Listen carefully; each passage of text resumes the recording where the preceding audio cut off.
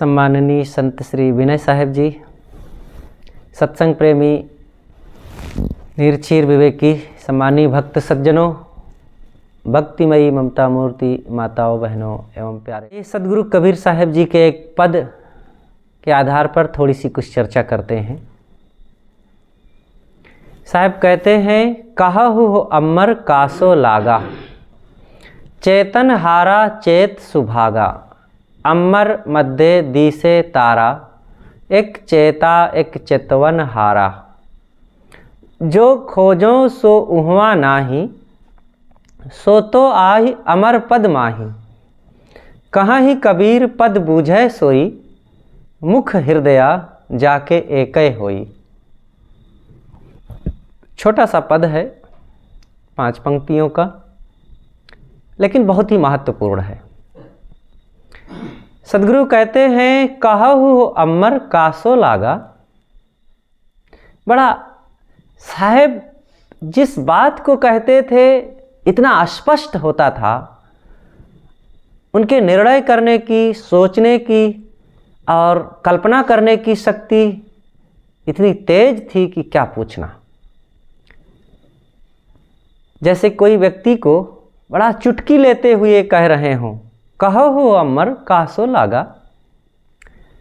अमर, अमर कहते हैं अमर जीव आत्मा को, और ये अमर आत्मा कहीं आसक्ति बना ले, मोह बना ले, तो उसी को साहब कह रहे हैं, अरे अमर चेतन जीव, कहो तुम कहाँ ये मोह कर रहे हो। जैसे कोई व्यक्ति पहलवान हो और बहुत शरीर की ताकत रखता हो और किसी व्यक्ति से हार जाए, तो कोई आकर के उसका मजाक करते हुए कहे कि अरे पहलवान, तुम कहाँ आज ये किससे हार गए। तो उसका मजाक भी हो गया और उसके लिए एक शिक्षा भी हो गई कि तुम कहाँ ये आज चूक गए। वैसे साहब यहाँ कह रहे हैं, कहहु अमर कासो लागा, अय अमर अविनाशी चेतन जीव, तुम कहाँ मोह कर रहे हो। वो कौन है अमर अविनाशी? हम ही लोग तो हैं। हमारा आपका जो स्वरूप है वो नित्य एक रस अविनाशी है। एक तरफ हम अविनाशी हैं, अमर आत्मा हैं, और दूसरी तरफ इन क्षणभंगुर तुच्छ नाचीज गंदी बातों में, गंदी चीज़ों में अपने मन को फंसाए रखे हैं। कहाँ एक तरफ कोई राजा बादशाह हो और कहाँ दूसरी तरफ वो घर घर एक एक टुकड़ा रोटी मांगत फिरे। ये कोई शोभा देगा राजा को? वैसे ही यह जीव अमर अविनाशी है और यही पान बीड़ी सिगरेट तंबाकू का गुलाम बन जाए। एक एक बीड़ी के लिए, एक एक छोटी सी चुटकी तंबाकू के लिए दीनहीन बन जाता है। भैया थोड़ा हमको भी तंबाकू खिला दो।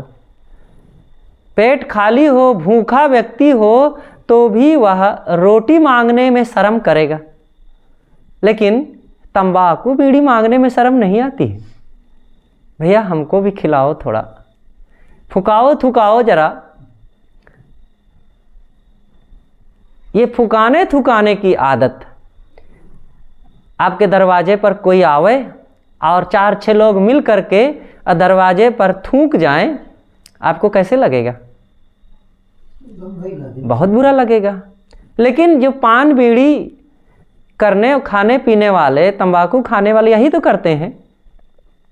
कहते हैं साहब कोई दरवाजे पर आ जाता है तो स्वागत करना पड़ता है। आप स्वागत में उसको पान देते हैं, तंबाकू देते हैं, बीड़ी देते हैं, और वो आपके स्वागत को स्वीकार करके आपके दरवाजे पर थूक के चले जाते हैं। ये है स्वागत का लाभ। और कैसा समाज है हमारा, इसी को स्वागत सम्मान मानता है। और ये अंदर वाले भगवान का अपमान है। साहब के अंदर में बैठा अविनाशी चेतन जीव, सदगुरु ने शुरू में कहा ना, कहहु अमर कासो लागा। ये चेतन जीव अमर है, लेकिन ये अमर आत्मा अपनी कमजोरी बस आदत का गुलाम हो करके कहाँ कहाँ दीन लाचार बनता है। हमें अपने आप का बादशाह बनना चाहिए, अपने पर स्वयं हमारा अधिकार होना चाहिए। हम बाहर किसी गांव, प्रदेश, देश पर शासन ना कर सकें कोई बात नहीं, अपने पर तो शासन कर ही सकते हैं। लेकिन लोग दूसरों पर शासन करने के लिए लालायित रहते हैं, चुनाव लड़ते हैं और हार गए तो जो बेचारे निराश होते हैं। और क्या दूसरों पर शासन करेंगे? जो अपने पर शासन नहीं कर सकेगा दूसरों पर शासन करेगा, और दूसरों पर शासन करके क्या पा जाएगा? अपने पर अपना अनुशासन, जीवन की परिभाषा, अपने आप पर अनुशासन होना चाहिए। यही हमारे जीवन की सच्ची परिभाषा है। आत्मविजयी विश्व विजयी होता है। अपने पर विजय प्राप्त किया नहीं, दूसरों पर विजय प्राप्त करने की बड़ी लालसा है। क्या दूसरों पर विजय प्राप्त करेंगे? अपने मन इंद्रियों को जीतें, वही है वीर सूरवीरों में जो अपने से ना हार जाए। बहादुर वह नहीं जो कूदे सागर में हिमालय से, इन आदतों में ना फिसल जाए, बहादुर उसे कहते हैं। बड़ी बात है। लेकिन बड़ा काम कौन करता है? किससे अपेक्षा रखी जा सकती है बड़ा काम करने के लिए? इन गाय, बैल, कुत्ते, बंदर और बकरी, गधा, घोड़ों से अपेक्षा की जा सकती है क्या कि तुम लोग बड़ा काम करो? वो तो कुछ नहीं कर पाएंगे। अरे जो कर सकते हैं उतने कर सकेंगे। उनको सिखा उखा दोगे तो बैलगाड़ी खींच लेंगे, हल खींच लेंगे। आज वो भी सब जमाना बीत गया है। ना हल रह गए, ना बैलगाड़ी रह गई, और ना बुग्गी रह गई, ना तांगा रह गया। आदमी से अपेक्षा की जा सकती है। आदमी की ताकत तो देखो, एक तरफ इतना शक्तिशाली, ये पूरी धरती को हलचल मचा डाला है, आसमान में भी अपनी छलांग लगा दिया है, और अपने तोप, टैंक, मिसाइल से और सैटेलाइट, उपग्रह और अनेक अनेक मशीनों से, कंप्यूटर, टेलीफोन, टेलीविज़न से, ट्रेन, हवाई जहाज़ और हेलीकॉप्टर, बड़े बड़े विमानों से चारों तरफ जो हलचल मचा रखा है। बड़ी बड़ी भीमकाएँ, मशीनें चल रही, मोटरें चल रही, कार चल रही, और कंपनियां, फैक्ट्रियां चल रही हैं। ज़मीन के अंदर में कोयले निकाले जा रहे हैं, बड़ी बड़ी मशीनें लगी हैं। आकाश में हजारों हजारों उपग्रह भ्रमण कर रहे हैं, मनुष्य के बनाए हुए। अभी 400 किलोमीटर ऊपर अंतरिक्ष में, स्पेस पर देखो, सुनीता विलियम रह आई 9 महीने। इतना आदमी के पास ताकत है, शक्ति है, काम कर रहा है। और इतना शक्तिमान मनुष्य जो चंद्रमा ही नहीं, मंगल, बृहस्पति, शुक्र और सूर्य तक की खबर ले रहा है, और वह एक पान तंबाकू से हार जाता है, अपनी इन छोटी छोटी इंद्रियों से फिसल जाता है, अपनी जुबान से हार जाता है, अपने स्वभाव से लाचार हो जाता है। कहते हैं साहब क्या करें, आदत हो गई है। नुकसान तो करती है ये आदत, लेकिन अब छूट नहीं रही है। कौन छोड़ेगा? वीर वही जो स्वभाव ही जीते। वीर किसे कहेंगे? जो हाथी से लड़ जाए वह वीर नहीं है, जो कार को हाथ से रोक दे वह वीर नहीं है, और जो 10 आदमियों को पछाड़ दे वह वीर नहीं है। वीर वह है जो अपने इन 5 ज्ञानेंद्रियों पर विजय प्राप्त कर ले, अपने क्रोध, काम, लोभ, मोह पर विजय प्राप्त कर ले, वह वीर है। और ये वीरता ही हमारे लिए लाभकारी है। हाथी से लड़ जाएंगे तो कौन बड़ा तूफान उठा लिए हैं, उसमें कौन अपना लाभ हो गया है। बड़े बड़े पहलवान लोग जो पहले लड़ते भिड़ते थे, बड़ी पहलवानी करते थे, वो क्या काम आए? 4 जन की खुराक खाते थे, 2 लोगों को फंसाए के मालिश करवाते थे, मुक्की लगवाते थे, और कीमती कीमती अनाज खाते थे, घी दूध दही खाते थे, और काम कुछ नहीं करते थे। लेटे बैठे केवल गप्पबाजी करते थे, और अखाड़ा में जाके कुश्ती लड़के दिखा देते थे कि मैं भी इतना पहलवान हूँ बस। अब बुढ़ापे में सब टेढ़े टेढ़े चल रहे हैं, घुटने के दर्द से, कमर के दर्द से, क्योंकि पहलवानी में शरीर को खूब तोड़े हैं। अब बुढ़ापा में सारी खबर उनकी निकल रही है। तो सबसे अच्छी पहलवानी बहादुरी यही है कि वर्तमान में अपने आप पर विजय प्राप्त करना। वाणी में संयम रखो, स्वभाव में संयम रखो। आज घरों में देखा जाता है यही स्वभाव के कारण ही बड़ा बड़ा कलह है। अभाव के कारण दुख नहीं है, स्वभाव के कारण घर घर में दुख है। अभाव का मतलब खाने की कमी हो, रहने की कमी हो और पहनने की कमी हो, ऐसी कोई बात नहीं है। ऐसी कहीं कमी नहीं लग रही है। आज खूब लोगों के घरों में खाने पीने की सुविधाएं हैं। 2-2 नहीं 3-3 बार गर्म भोजन बनता है। आज से 50, 60, 70 साल पहले अंग्रेज गवर्नमेंट के ज़माने में इतना उपलब्ध नहीं होता था अनाज, न कपड़े और ना और भी सुविधाएं। बड़ी गरीबी से लोगों का जीवन चलता था। लेकिन उस ज़माने में भी इतनी गरीबी होते हुए भी कहीं आत्महत्याएं सुनी जाती थी? बड़ा मुश्किल, कहीं कहीं कोई कभी सुना जाता रहा होगा। और आज पहनने के लिए अलमारियों में खूब कपड़े 10-10, 20-20 जोड़े भरे हैं, इससे भी ज़्यादा। और चप्पलों की भरमार है घरों में, एक एक व्यक्ति के 3-3, 4-4 जोड़ी, 10-10 जोड़ी भी हैं। खाने के लिए 3-3 बार गर्म भोजन बनता है। बड़ा सा घर है, टीवी है, कूलर है, एसी है, फ्रिज है, मोबाइल है और गाड़ी है। जिनके घरों में एक साइकिल नहीं होती थी, आज उन्हीं के घरों में 4 पहिया गाड़ी भी आ गई है। सब है, लेकिन फिर भी दुख है। पिता पुत्र में बात नहीं होती, भाई भाई बैठ करके आपस में एक साथ भोजन नहीं कर पाते हैं। देवरान जेठान दोनों गाल फुलाए हैं। सास बहू की तो सांप छछूंदर का रिश्ता हो गया है। और रिश्तों में बड़ी खटास है। पति पत्नी में भी बड़ी बड़ी कड़वाहट है। पति पत्नी में भी, जिसके लिए कहा जाता है अर्धांग अर्धांगिनी होते हैं, वे अर्धांग अर्धांगिनी भी आधे आधा रह जाते हैं। यहाँ तक कि एक घर में रहते हुए भी कई लोगों से बात नहीं होती, कई लोग तो अलग अलग हो जाते हैं। बड़ा बड़ा प्रपंच है। अब कारण क्या है? सारा कारण है मन। मन की ख्वाहिशें, इच्छाएं और कामनाएं। ये मन का बड़ा बड़ा तूदा आज बढ़ गया है लोगों में। और मन का संयम न होने से, इच्छाएं बढ़ जाने से और बड़ी बड़ी कामनाएं बढ़ जाने से अब आपस में कलह होता है। एक दूसरों से अपेक्षाएं पाल रखे हैं।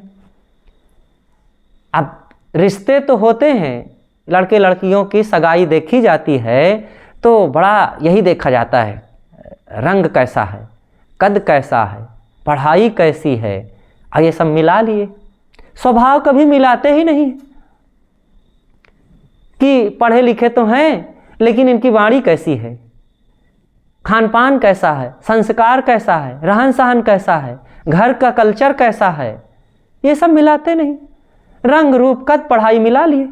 अब खूब पढ़े पढ़े लोग इकट्ठे हो गए और दोनों अहंकार में गरज रहे हैं।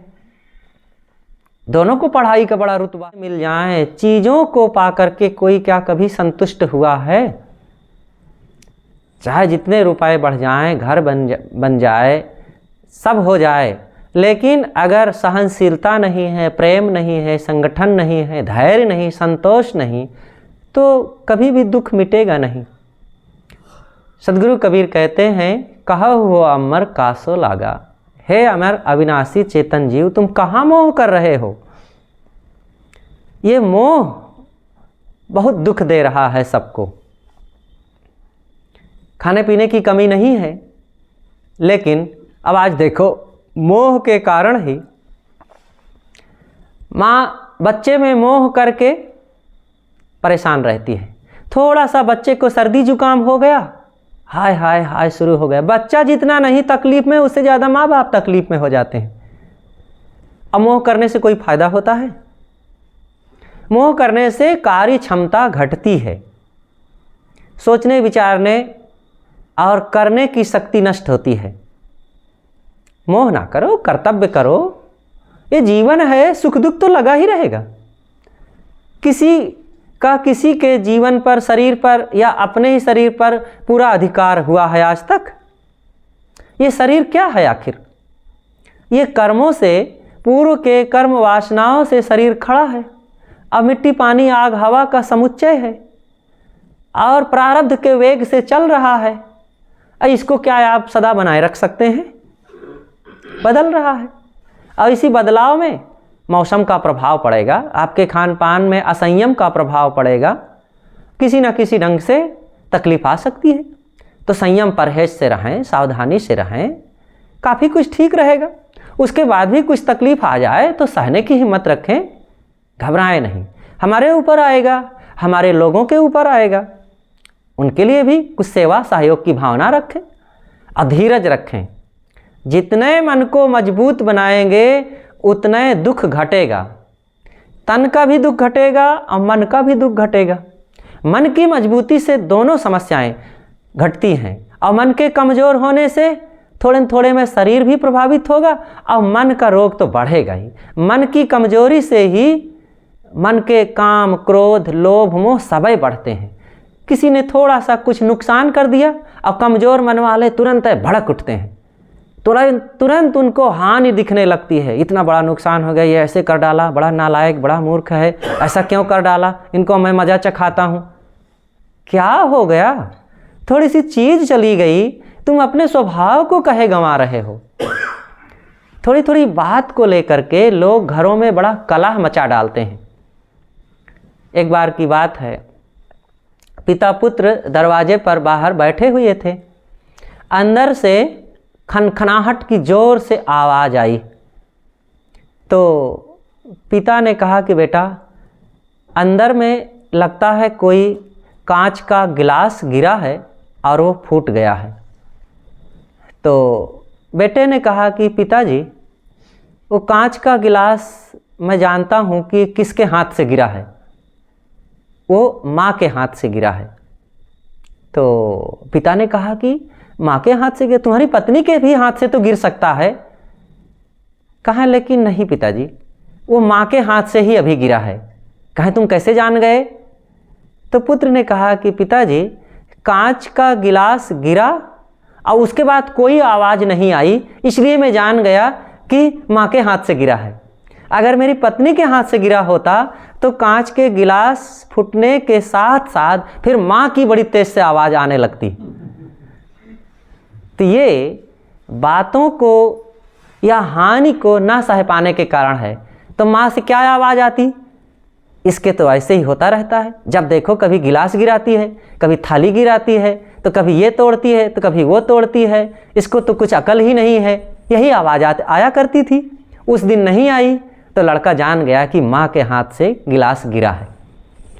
तो थोड़ा हानि को भी सहना सीखें, घबराएं नहीं, मजबूत मन वाले बने, नहीं तो घरों में कलह बना रहेगा, दुख बना रहेगा। अब मन हमारा बचपना से जवानी, जवानी से बुढ़ापा, ये आ जाएंगे, लेकिन मन पुल पुल करता रहेगा और थोड़ी थोड़ी बातों में दुखी बने रहेंगे।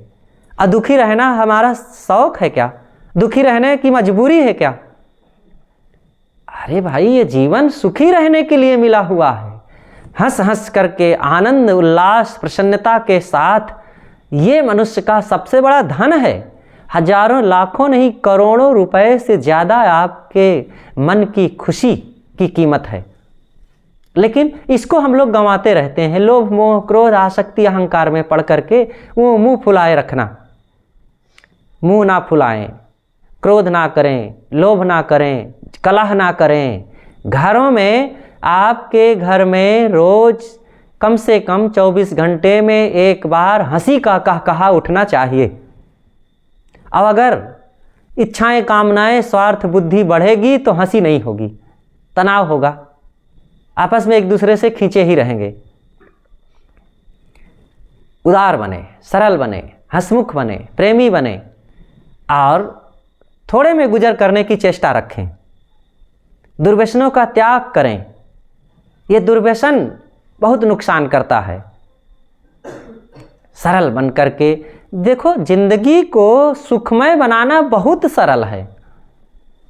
थोड़ा सा भोजन चाहिए, पहनने के लिए थोड़े से कपड़े चाहिए और छोटा मोटा मकान रहने के लिए हो जाए, अब बस काफ़ी है इतना।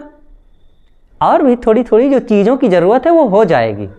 लेकिन इतना बड़ा मकान चाहिए, ऐसे बैल बूटे चाहिए, और खाने में ऐसे नाज नखरे, ऐसे चटनी, ऐसे अचार, ऐसे मुरब्बा, अमुक जगह की मिठाई, वहाँ वाला अचार, और फिर इतना ही नहीं, इतना पान, तंबाकू, गांजा, भांग, बीड़ी, सिगरेट, और फिर शराब, ऐसी वाली शराब, और फिर इतना ही नहीं, ऐसी गाड़ी, ऐसा कार, ऐसी मोटर, ऐसा तमाम दिखावा, फैशनेबल। अरे जितना ही दिखावा बढ़ाओगे उतना ही तकलीफ बढ़ेगी। हाँ, पैसा बढ़ जाए तो काम की चीज़ों के लिए बढ़ा लो, शौक श्रृंगार भी कर लो, लेकिन बेकाम की चीज़ों का तो पैसा बढ़ने के बाद भी ना उसको लाओ घर में। बीड़ी, पान, तंबाकू, शराब, अंडा, मांस और शौक श्रृंगार की अनावश्यक चीज़ें पैसा बढ़ने के बाद भी मत लाओ, नहीं तो वो कुसंग हो करके धीरे से आदतों को हमारे ख़राब करेगी, बाल बच्चों के संस्कार कल्चर को ख़राब करेंगे। तो मैं सदगुरु कबीर साहब की उस वाणी पर चर्चा कर रहा था कि कहाँ एक तरफ ये अविनाशी जीव चेतन आत्मा मनुष्य महान, मानव तू है सबसे महान, जिसे महान कहा गया है, और एक तरफ ये छोटी छोटी आदतों का इतना बड़ा गुलाम, कमज़ोर बन करके ही करने वाला। और इतने कमजोरी नहीं, ये मिट्टी पत्थर की पूजा कर रहा है, जो स्वयं देवी देवता बनाता है और अपने से बनाई मूर्ति के सामने जाकर के माथा पटकता है, गिड़गिड़ाता है, तुमेव माता च पिता तुमेव बंधुश्च सखा तुमेव बंधुश्च द्रविड़म तुमेव सर्वमम देव देव। वो क्या क्या नहीं बन गई। अरे तुम जिसको पैदा किए हो उस बिटिया बेटवा से अगर प्रेम करते तो शायद बहुत सुखी रहते, लेकिन मिट्टी पत्थर से प्रेम कर रहे हैं, वो भगवान बन गया है। सदगुरु कबीर ने कहा है, अल्लाह राम जियो तेरी नाई, जिन पर मेहर हो तुम साईं। सोचें कितना बढ़िया कहने का ढंग है। अल्लाह और राम, मुसलमानों में अल्लाह और हिंदुओं में राम भगवान, ये दोनों जीवित हैं। कैसे जीवित हैं? तुम्हारे कारण। तुम पूज रहे हो, मनुष्य इनको बनाया है और गढ़ करके मस्जिद मंदिर में कुछ रखा है और पूज रहा है, तो वे जीवित हैं। और जिस दिन मनुष्य चाह ले उसको तोड़कर उधर फेंक दे तो कुछ नहीं कर पाएंगे। कुछ करेंगे? आपको रोकेंगे? कबीर साहब ने एक जगह और कहा है कि ओंकार आदि जो जाने, लिख के मेटे ताहि सो माने। ओंकार कहे सब कोई, जिनिया लखा सो बिरला होई। ओम ओम ओम लोग कहते हैं, ओंकार सब कह रहे हैं, जिनिया लखा सो बिरला होई। इस बात को कोई बिरला ही समझ सकता है। ओम कागज में लिख दो और फिर काट दो। लिखने वाला भी आदमी है, काटने वाला भी आदमी है। नहीं लिखा है तो नहीं है ओम। अल्लाह लिख सकता है, ओहो को काट सकता है। भगवान खुदा लिख सकता है, उसको भी काट सकता है। इसी तरह मूर्ति बनाया है अपने से और तोड़ के फेंक सकता है। और बना दिया, आप लोग पूज रहे हैं, तो किसके कारण पूज रहे हैं? मनुष्य ने बनाया, मनुष्य के कारण तो वो भगवान अल्लाह जीवित हैं। अब मनुष्य उसको तोड़ के फेंक सकता है, तो श्रेष्ठ कौन हुआ? वो मूर्ति कि उसको बनाने वाला? बनाने वाला। कृत्रिम आगे करता नाचे। एक जगह साहब ने कहा है कि कृत्रिम कहते हैं बनावटी को और कर्ता कहते हैं बनाने वाले को। ये बनावटी चीज़ों के पीछे बनाने वाला दीन बन के नाच रहा है।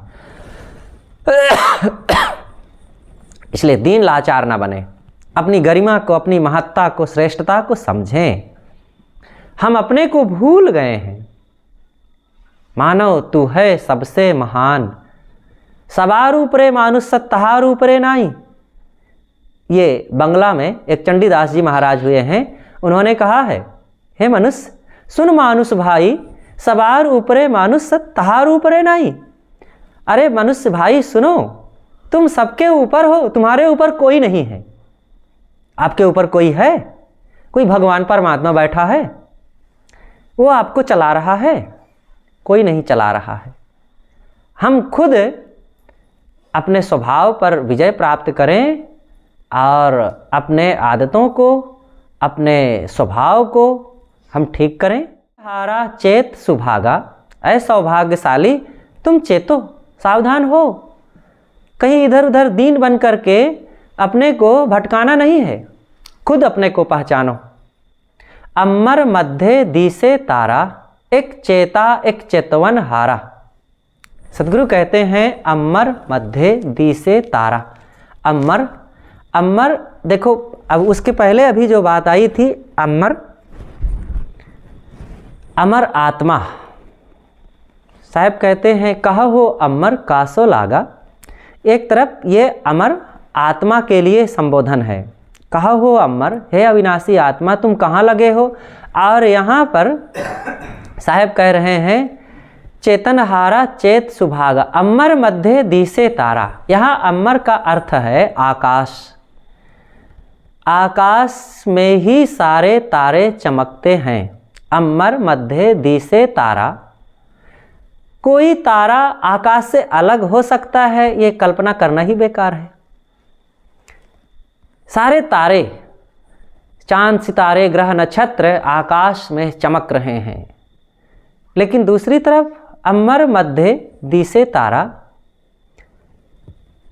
ये अमर अविनाशी आत्मा, आत्मा के रहने से ही चारों तरफ वो ज्ञान की गूंज हो रही है।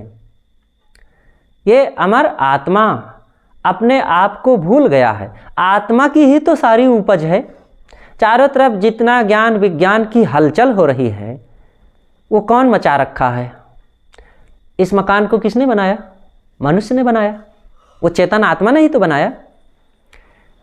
इस दरवाज़ा को, इन मशीनों को और अनेक कल कारखाने को, फैक्ट्रियों को, अनेक जो तमाम निर्मित चीज़ें हैं, अनेक साहित्य ग्रंथ आदि किसने बनाया?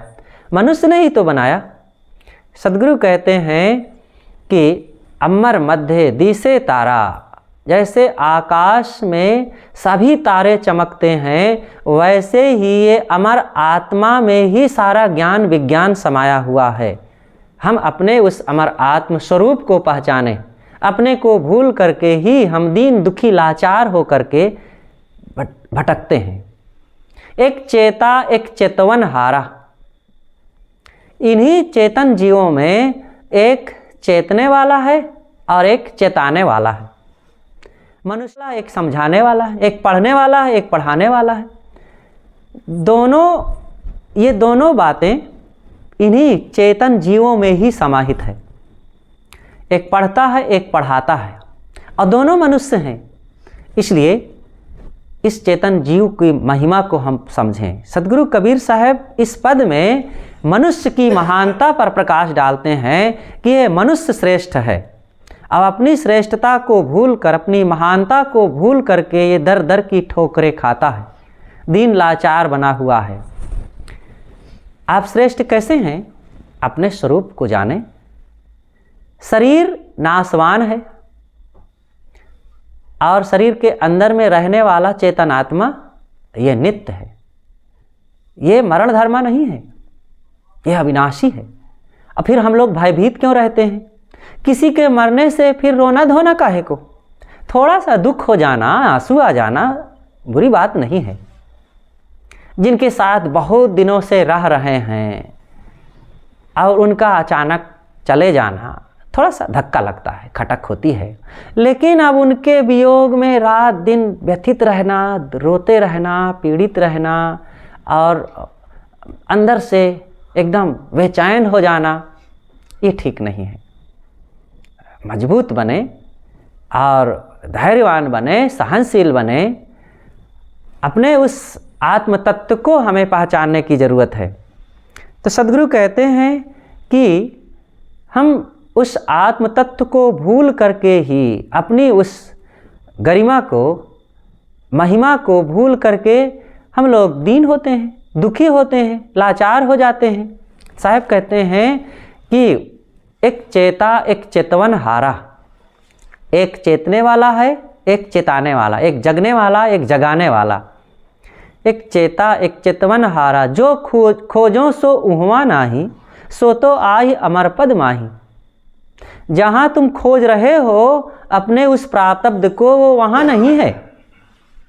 अब देखो, मनुष्यों के लिए साहेब संकेत करते हैं कि तुम उस भगवान को, परमात्मा को जहाँ खोज रहे हो वहाँ नहीं है।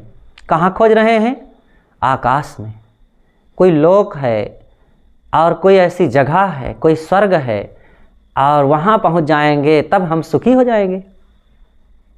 कहाँ भगवान बैठा है जिसको पा करके उस धाम में, उस लोक में जा कर के हम कृतार्थ हो जाएंगे?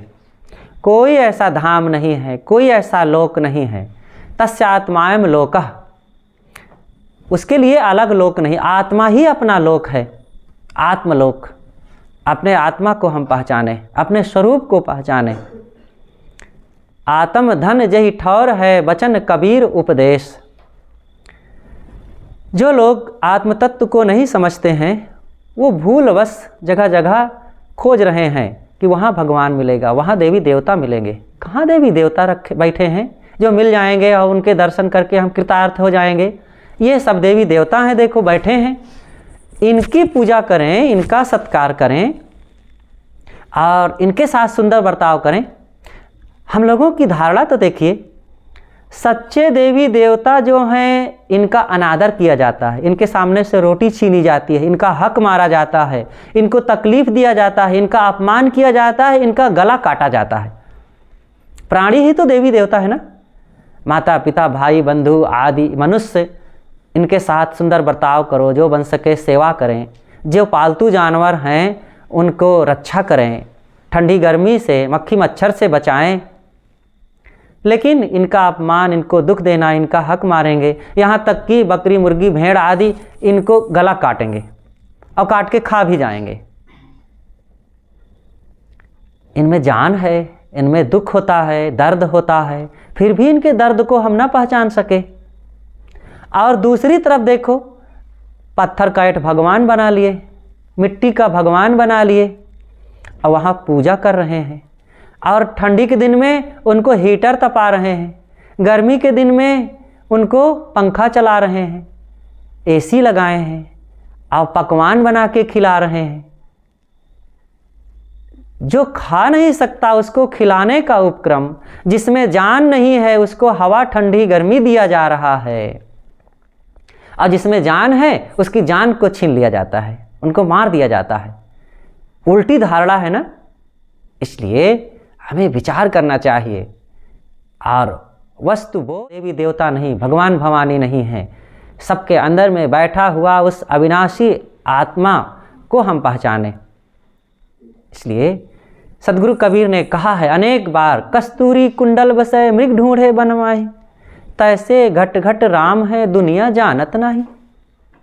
वो कहाँ है भगवान जिसकी खोज कर रहे हैं, आज तक मिला है? अच्छा, घट घट और कण कण को भी समझ लेना चाहिए। सदगुरु कबीर ने जहाँ कहीं भी कहा है घट घट में राम है, कहीं भी कबीर साहब ने नहीं कहा है कि कण कण में राम है। दोनों में अंतर है, कण कण और घट घट। मुसलमान लोग कहते हैं जर्रे जर्रे में खुदा है, और हिंदू लोग कहते हैं कण कण में भगवान। अगर जर्रे जर्रे में खुदा है तो क्या गाय बकरी मुर्गी में खुदा नहीं है जो उनको मारा जाता है, काटा जाता है? और जो लोग कहते हैं कण कण में भगवान है, वो भी जानवरों की हिंसा करते हैं।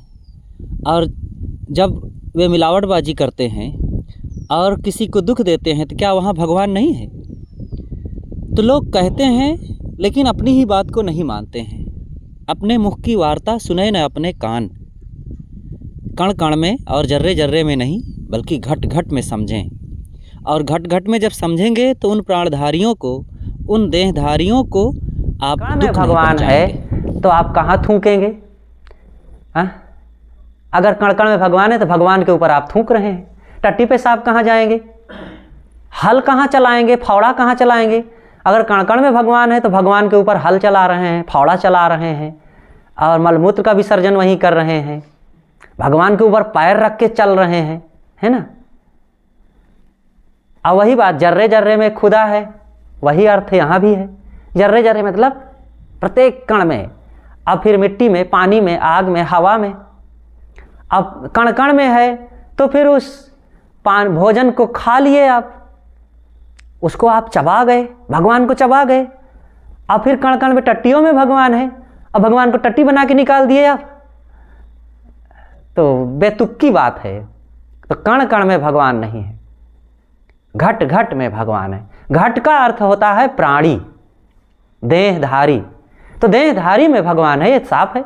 सभी देहधारियों में भगवान का वास है, आत्मा वहाँ है, आत्मा ही परमात्मा है। आप आत्मा को बचा सकते हैं, उसके ऊपर थूकें ना, उसके ऊपर पैर ना रखें, उसके ऊपर डंडा ना मारें, हल ना चलाएं, और वहाँ मलमूत्र का विसर्जन ना करें, और भी किसी ढंग से उसकी रक्षा कर सकते हैं। लेकिन कण से आप कैसे बचेंगे? आत्मा को ना खाइए, किसी प्राणी को ना खाइए, ये हो सकता है, उसको ना मारें काटें, ये संभव है और ये करना ही चाहिए। तो घट घट और कण कण में भगवान के इस बात को समझ लेना चाहिए। नहीं तो लोग झटके में कह देते हैं, तकिया कलाम रूप में, कि अरे कण कण में भगवान बसा हुआ है साहब, हम सबकी पूजा करते हैं। कण कण में भगवान बसा है, सबकी पूजा करते हैं, फिर उसी पर टट्टी कर देते हैं, वहीं थूक देते हैं, उसी पैर रख देते हैं। तो उनका भगवान भी कैसा है कि कुछ नहीं बोलता, कुछ नहीं बताता, कुछ नहीं समझाता। तो कण कण नहीं, घट घट में। एक बार की बात, सदगुरु अभिलाष साहेब जी अवध क्षेत्र में थे, तो एक जगह प्रवचन कर रहे थे। सदगुरु कबीर साहब की यह वाणी कि भाई रे अद्भुत रूप अनूप कथ्यो है, कहो तो को पति आई, जहाँ जहाँ देखो तहाँ तहाँ सोई, सब घट रहा समाई। तो इसी पर व्याख्या कर रहे थे। बड़ा मार्मिक प्रवचन था कि जहाँ जहाँ देखो तहाँ तहाँ सोई, सब घट रहा समाई। कबीर साहब कहते हैं कि मैं जहाँ जहाँ देखता हूँ वहीं वहीं वो भगवान का वास है। तो लोगों ने पूछा कि साहब जहाँ जहाँ आप देखते हैं वहाँ वहाँ भगवान का वास है? तो आपकी नज़र पेड़ पौधे, झाड़ू, जूता, चप्पल, मिट्टी, पत्थर, लकड़ी और सब जगह नज़र पड़ रही, तो क्या वहाँ वहाँ भगवान है? साहब कहते हैं भाई गहराई से समझो, सब घट रहा समाई। ये सब मेरा कहने का मतलब नहीं है कि सब प्राणी पदार्थ सबे में, प्राणियों में। तो साहब ने कह दिया सब घट रहा समाई। तो इसी का साहब ने अर्थ किया कि कण कण नहीं, घट घट में भगवान है। तो एक विद्वान पंडित बैठे हुए थे, तो वे भी सुन रहे थे। वो जब लौट करके गए अपने घर, तो अपने असिस्टेंट पंडित से कहे कि महाराज जी जो कह रहे थे कि घट घट में भगवान है, वो व्यवहारिक नहीं है, कण कण में व्यवहारिक है, ये कहना चाहिए महाराज जी को। तो दूसरा जो पंडित था, उनका असिस्टेंट पंडित, वो आकर के दूसरे दिन गुरु जी से कहा कि हमारे पंडित जी ऐसा कह रहे थे कि घट घट में व्यवहारिक नहीं है, कण कण में व्यवहारिक है। तब गुरु जी ने उनको यही बात कहा कि कण कण में नहीं, घट घट में ही व्यवहारिक है। कण कण में कैसे आप व्यवहार कर सकेंगे? अगर कण कण में भगवान मांगेंगे तो फिर कहाँ पैर रखेंगे, कहाँ चलेंगे, कहाँ मलमूत्र त्याग करेंगे, कहाँ काम धंधा करेंगे, कहाँ सोएंगे? और घट घट में मानेंगे तब घट को बचा सकते हैं। तो कहे महाराज ये तो बहुत साफ है, और मैं जाकर के उनसे कहूँगा। और जब जाकर के अपने पंडित जी से कहे, तब उनकी भी आंखें खुली कि महाराज जी तो बड़ा वैज्ञानिक कह रहे हैं, यही वास्तविकता है। इसलिए किसी बात को बिना समझे लोग कहते जाते हैं सब जगह। जैसे लोग कहते हैं ना, भगवान की माया, भगवान चाहे तारे चाहे डुबावे, ऊपर वाला ही जाने, ऊपर वाला ही जाने। हर बात में ऊपर वाले की मर्जी, ऊपर वाले की मर्जी है। एक जगह एक व्यक्ति ने मकान बनवाया, नया मकान, और तो लोग कुछ आए थे मेहमान, तो उनको दिखाने के लिए चले। तो बता रहे थे ये दरवाज़ा को की लकड़ी मैंने वहाँ से मंगवाया, मकान बनाने का मिस्त्री वहाँ से, पत्थर वहाँ से, टाइल वहाँ से मंगाया, और बाथरूम की टोटी बड़ी कीमती वहाँ से मंगाया। और चलते चलते आगे बढ़े तो एक जगह दरार दीवार में आ गई थी। तो कहें अब भगवान की यही मर्जी, यहाँ दीवार में दरार हो गई। कहें हाँ सब अच्छा किए, तो तुम किए और दीवार में दरार हो गई तो भगवान ने किया। तो ये तकिया कलाम भगवान के ऊपर डाल दिया जाता है। एक जगह एक वैष्णव संत हैं, तो गुरु जी के पास मिलने आए। तो कहे महाराज हमारे आश्रम में 4 कमरा खाली थे, तो राम जी की इच्छा से हमने उसको किराए पर उठा दिया। महाराज जी राम जी की इच्छा से किराएदार को रहते कई महीने हो गए, राम जी की इच्छा से महाराज किराएदार किराया नहीं देता है। तो गुरु जी ने कहा कि बड़ा अच्छा करता है, जब राम जी की इच्छा से नहीं देता तो क्या बुरा करता है। उनको कुछ पता नहीं है, बस राम जी की इच्छा से कहते जाना है, और ये कहते जाने से काम बनेगा। सब राम जी की इच्छा से हो रहा है। हर बात में वो आदत होती है तकिया कलाम, राम जी की इच्छा से। और का नाम है कि जौन है तौन, कुछ लोग ऐसे बोलते रहते हैं। एक मियाँ जी थे, तो मियाँ जी अपने आप को बड़ा तेज मानते थे और स्पष्टवादी मानते थे कि मैं जो कहता हूँ किसी के पीठ पीछे नहीं कहता हूँ, सीधा मुंह पर कहता हूँ। तो उनकी बेटी का रिश्ता देखने के लिए लोग आए थे, दूर किसी गांव से दूसरे मियाँ लोग आए थे, लड़का वाले। तो जब बैठे सब बात होने लगी, लड़की को देख लिए और लड़की भी पसंद आ गई। तब फिर जो लड़की के पिताजी थे वो बैठे, उन आगंतुक मियाँ लोगों के बीच में बैठे और फिर अपनी बेटी की प्रशंसा करने लगे। तो उनकी आदत थी कि मैं किसी के पीठ पीछे नहीं, सीधा मुंह पर कहता हूँ। तो बात बात में कहा तोहरे मुंह पर, उधर का जो भाषा है कि तोहरे मुंह पर। तो बात बात में यही कहें कि भैया हमारी बेटी ऐसी वैसी नहीं है तोहरे मुंह पर, और हमारी बेटी बहुत मेहनत करती है तोहरे मुंह पर, और सुबह ही 4 बजे सो करके उठ जाती है तोहरे मुंह पर। और जानते हैं हमारी बेटी सुबह ही उठ करके पूरे घर में झाड़ू पोछा लगा करके कूड़ा करकट फेंक देती है तोहरे मुंह पर, और पशुशाला में जा करके गोबर उठा करके टोकरी में भर के साफ फेंक आती तोहरे मुंह पर। और गाय भैंस का दूध दूह करके हंडी में भर करके आग जला के धर देती तोरे मुंह पर।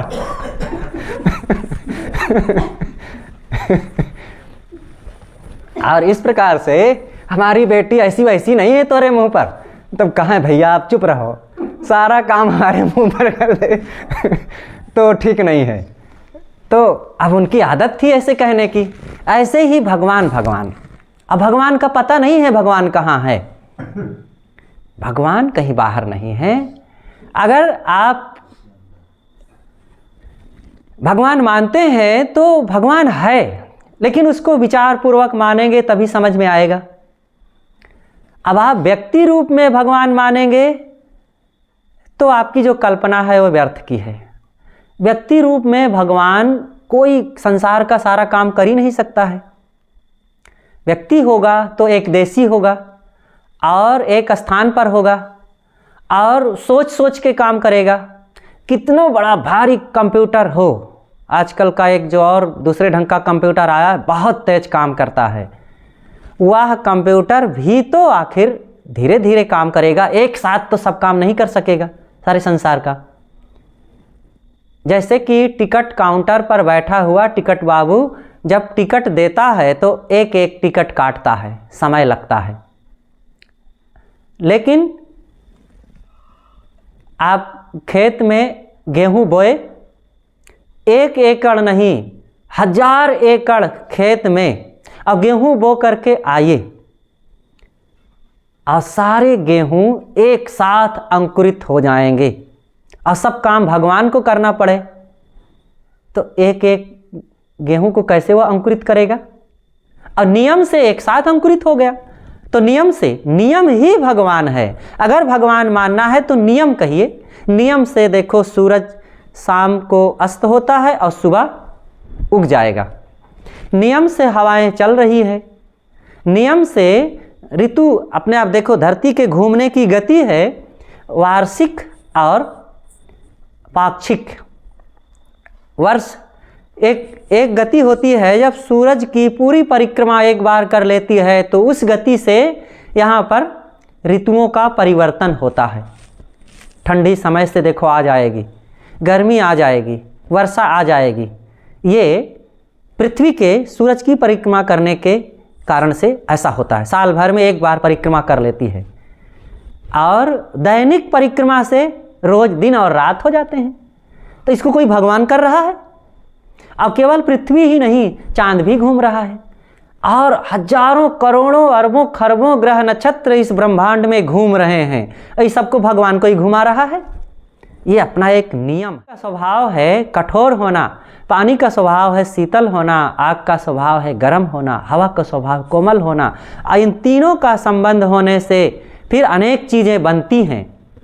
इसी में बीज अंकुरित होते हैं, फलते फूलते बड़े हो जाते हैं, पक करके फिर सूख कर उसी मिट्टी में मिल जाते हैं।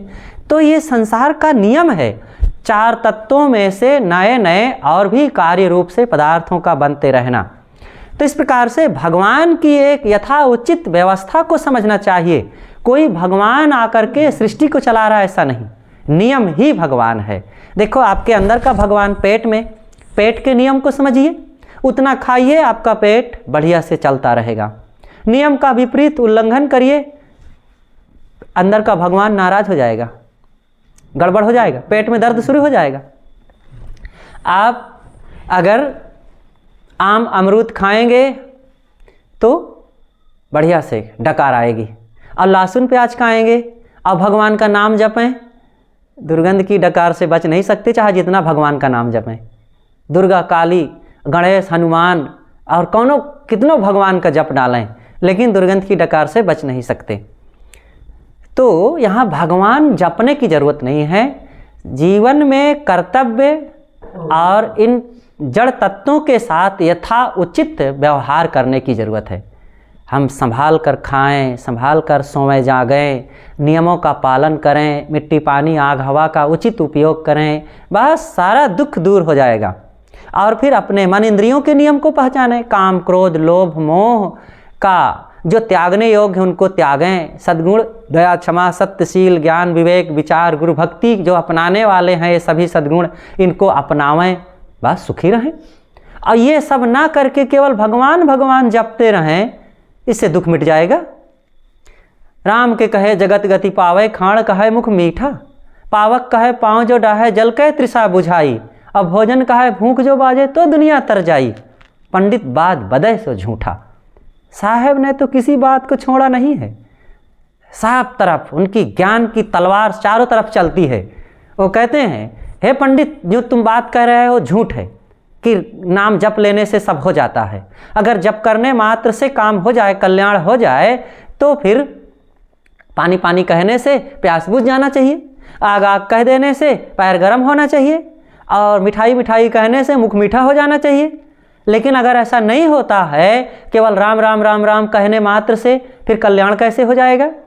जब इंद्रियों में संयम नहीं रखोगे, मन में पवित्रता नहीं रखोगे, सदाचार का पालन नहीं करोगे, ज्ञान भक्ति का उपयोग नहीं करोगे, श्रद्धा समर्पण होगा नहीं, तो केवल राम राम राम राम ये मंत्र उच्चारण से हो जाएगा कुछ? मंत्र उच्चारण का अपना एक अर्थ है, ऐसा नहीं है कि कुछ नहीं होगा।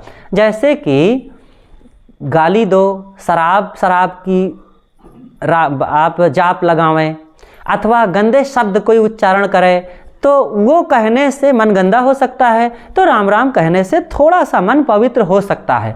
लेकिन इतने कहने मात्र से केवल कल्याण हो जाएगा, ऐसा नहीं। ज़्यादा लोगों ने बता डाला है। जैसे कोई हमको कहे कि ये 1 रुपया लीजिए और इस 1 रुपये में आप चावल बासमती चावल लाइए, लेकिन 5 कुंतल मिलेगा। तो क्या 5 कुंतल मिलेगा 1 रुपये में? अगर कोई 5 कुंतल कह रहा है तो धोखा दे रहा है, लेकिन कुछ तो मिलेगा। 1 रुपया में चाहे 2 तोला ही मिले, 1 तोला मिले, कुछ तो मिलेगा ना। तो कुछ मिलेगा, लेकिन 5 कुंतल नहीं मिलेगा। जैसे हमको रोज 500 रुपये की ज़रूरत है, और हम कमाते कितना है? रोज 2 रुपया कमाएं, तो हम कमा रहे हैं। किसी ने कहा कि अरे भैया मेहनत करो, कमाओ कुछ, तो कहते हैं कमाता तो हूँ, तो कमाता तो है, 2 रुपया कमाता है, तो क्या 2 रुपया से काम चल जाएगा? अरे भाई 500 की ज़रूरत है तो 550 कमाओ, और नहीं तो कम से कम 500 तो कमाओ ही, तब काम बनेगा। बस ऐसे ही जो हम ये नाम जप, कथा कीर्तन, मंत्र उच्चारण या मंदिर मस्जिद कर रहे हैं, ये 1 रुपया की भांति है। 1 रुपया में 5 कुंतल चावल लाने की भांति है। तो इस प्रकार से हमें ज्ञान विचार का उपयोग करना चाहिए विवेक पूर्वक। और जब जीवन को बदलेंगे, कर्मों को बदलेंगे, स्वभाव को बदलेंगे, तब वो ज्ञान का लाभ मिलेगा और वास्तविक रूप में तब कल्याण होगा। तब सच्चे भगवान को हम पाएंगे, जो सबके अंदर में बैठा हुआ भगवान प्रत्यक्ष है। हमारे ऋषि मुनियों ने यही तो कहा है ना, अंतः शरीरे ज्योतिर्मयो ही शुभ्रो यम पश्यन्ति यत्या क्षीण दोषा। उन्होंने ये नहीं कहा है कि मंदिर में चले जाओ, मस्जिद में चले जाओ, गंगा में नहा लो तब उस भगवान का दर्शन होगा। उन्होंने कहा अंतः शरीरे, शरीर के अंदर में जो बैठा हुआ ज्योतित आत्मा है, उसका दर्शन तब होगा जब दोषों को नष्ट करेंगे, दुर्गुणों को नष्ट करेंगे। इसी तरह गोस्वामी जी ने भी कहा है, तब शिव सहज स्वरूप संभारा, लाग समाधि अखंड अपारा। आप लोगों ने रामायण में पढ़ा होगा कि शिव जी ने जब अपने सहज समाधि स्वरूप को संभाला, तब उनकी अखंड समाधि लग गई। ये है वास्तविक ज्ञान। लेकिन गोस्वामी जी जब दूसरी तरफ ये कहते हैं, हुई है सोई जो राम रचि राखा, को करी तर्क बढ़ावे शाखा, तब ये सब गोलमाल कर देते हैं। और जब ये बात कहते हैं कि कर्म प्रधान विश्व रचि राखा, को करी तर्क बढ़ावे शाखा, तब फिर हीरा 1 नंबर की बात कहते हैं। तो कभी वो 1 नंबर की बात कर देते हैं, कभी 2 नंबर की बात कर देते हैं, तो बात गड़बड़ हो जाती। जैसे कोई व्यक्ति रस्सी बटे, रस्सी बटना जानते होंगे?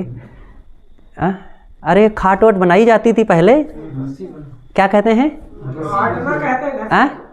अच्छा, रस्सी आंटना।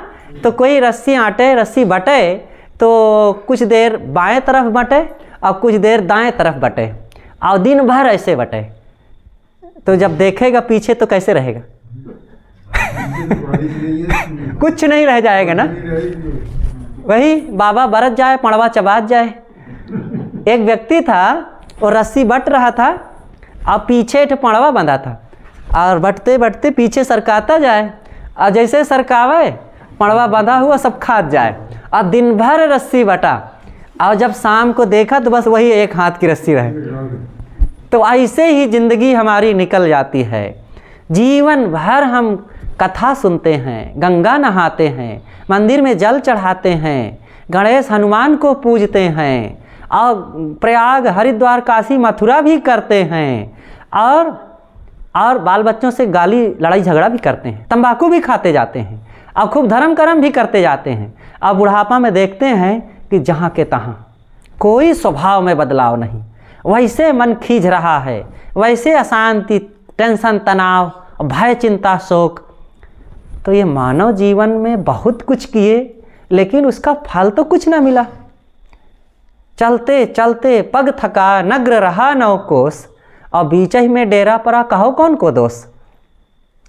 जिंदगी भर चले और पैर थक गए, और अभी 9 कोस अपना गांव बाकी ही है। कैसे चले? किसका दोष है? चलने वाले का दोष कि गांव का दोष है? चलने वाले का दोष है ना, सही नहीं चला है। हम लोग सही चलें, मंजिल बहुत निकट है। बाहर के मंजिल को तो चल करके मिलेगा, हो सकता है अवरोध आ जाए, बीमार हो जाए तो ना चल सकें, लेकिन ये भगवान की मंजिल प्राप्त करने के लिए बहुत सरल है। और ये मंजिल तब प्राप्त होगी जब हम चलना बंद कर दें। मतलब मन इंद्रियों की घुड़दौड़ जो मची हुई है, चंचलता, आसक्ति, अज्ञान, अहंकार की, और राग द्वेष की, मोह बैर की, और कलह कल्पनाओं की, इच्छा कामना वासनाओं की, इन सारी यात्राओं को बंद करें, चलना बंद करें। तब साहब कहते हैं, एक तरफ साहब ने कहा, बैठे से ही पथ कटे, चला चली नहीं पार। ये चल चल के नहीं, बैठ जाओ, शांत हो जाओ, रुक जाओ, अपने मंदिरों को रोको, बस मंजिल मिल जाएगी। सूफी संतों ने भी यही कहा है, चश्म बंदो, गोश बंदो, लब्बी बंद, गर न बीनी सर्रे हक बरमन बखन। आँखों को बंद कर लो, कानों को बंद कर लो, ओठों को बंद कर लो, इतने पर भी अगर सत्य के दर्शन ना हो तो मेरा मजाक उड़ाना। मतलब जीवन में संयम करो, और बुराइयों का त्याग करो, तब उस सत्य के दर्शन होंगे। तो मैंने आप लोगों के बीच सदगुरु कबीर साहब के उस पद पर थोड़ी सी चर्चा किया कि कहो हो अमर कासो लागा, चेतन हारा चेत सुभागा। अमर मध्य दिसे तारा, एक चेता एक चेतवन हारा। जो खोजूं सो हुआ नाही, सो तो आई अमर पद माही। जो खोज रहे हो बाहर वो वहाँ नहीं है, वो अमर पद अंदर में ही है। कहाँ कबीर पद बूझे सोई, मुख हृदय जाके एक ही हुई। इस बात को वही समझ सकेगा जिसके मुख और हृदय में एक ही बात होगी। मतलब कथनी और रहनी एक हो। ज्ञान की बड़ी बड़ी बात हम कह रहे हो और जीवन में रहनी ना हो, आचरण ना हो, तो सब बेकार है। इसलिए अगर सत्य को समझना है, सत्य को पाना है, परम पद को और भगवान, भगवत दर्शन, अल्लाह, खुदा, ईश्वर, परमात्मा को पाना है, तो अपने कथनी, करनी, रहनी तीनों को एक करिए। बस आपके अंदर में ही उसका नूर झलकेगा। आप उसका घर बैठे ही साक्षात्कार करेंगे और आप धन्य हो जाएंगे। बस अपनी बातें यहीं पर मैं समाप्त करता हूँ। बोलिए सद्गुरुदेव की जय।